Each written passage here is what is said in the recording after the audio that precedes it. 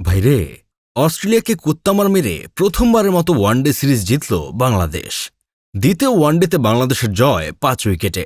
বাংলাদেশের সিরিজ জয় দেখে কি মামা রাগ করলা? তবে আপনারা একটা জিনিস চিন্তা করে দেখেছেন, অস্ট্রেলিয়া প্রথম ওডিআই ম্যাচে সারা রাত পড়াশোনা করলো মুস্তাফিজকে নিয়ে, মাগার পরীক্ষা আসলো নাহিদ রানা। দ্বিতীয় ওডিআই ম্যাচে সারা রাত পড়াশোনা করলো নাহিদ রানাকে নিয়ে, মাগার পরীক্ষা আসলো তাসকিন মুস্তাফিজ।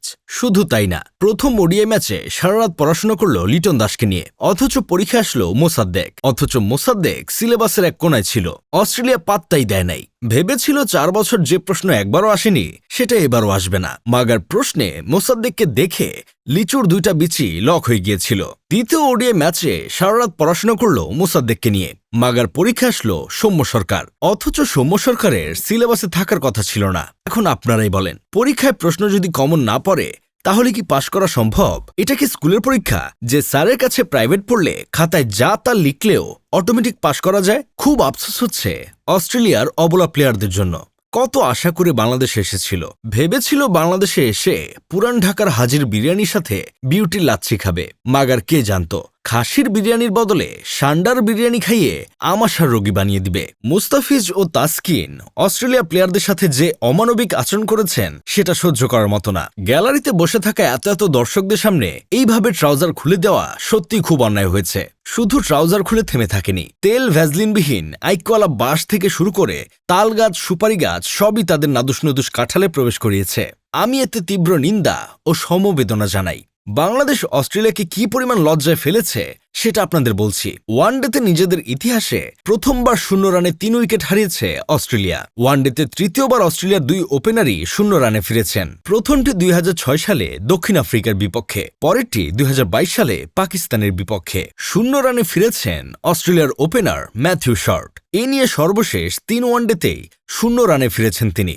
এক ম্যাচে এতগুলো লজ্জা কোন রমণী শাড়ির আঁচল দিয়ে মুছবে কি জানি। বৃষ্টি বিঘ্নিত দ্বিতীয় ওয়ানডেতে টস জিতে প্রথমে ব্যাট করে অস্ট্রেলিয়া। 42 ওভারে 8 উইকেটে 187 রান করে।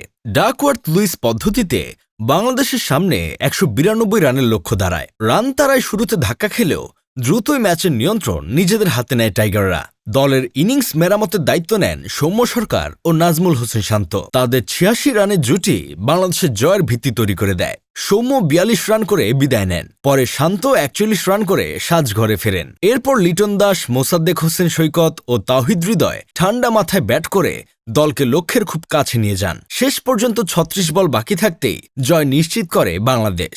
বল হাতে শুরু থেকেই অস্ট্রেলিয়ার ব্যাটারদের চাপে রাখেন তাসকিন আহমেদ ও মুস্তাফিজুর রহমান। দুজনেই 3টি করে উইকেট তুলে নেন। তাদের সঙ্গে তানভীর ইসলামও 2টি গুরুত্বপূর্ণ উইকেট নিয়ে দলের জয়ে কার্যকর ভূমিকা রাখেন। অস্ট্রেলিয়ার এমন হার দেখে আমার বন্ধু কেরামত খুব চিন্তায় আছে। সে বলছে, হেক্সামিশন কমপ্লিট করা হলুদ জার্সি পরিহিত অস্ট্রেলিয়া যেভাবে খাড়ার উপর টুটমারা খাচ্ছে, ব্রাজিলও তো হেক্সামিশন কমপ্লিট করতে মাঠে নামবে।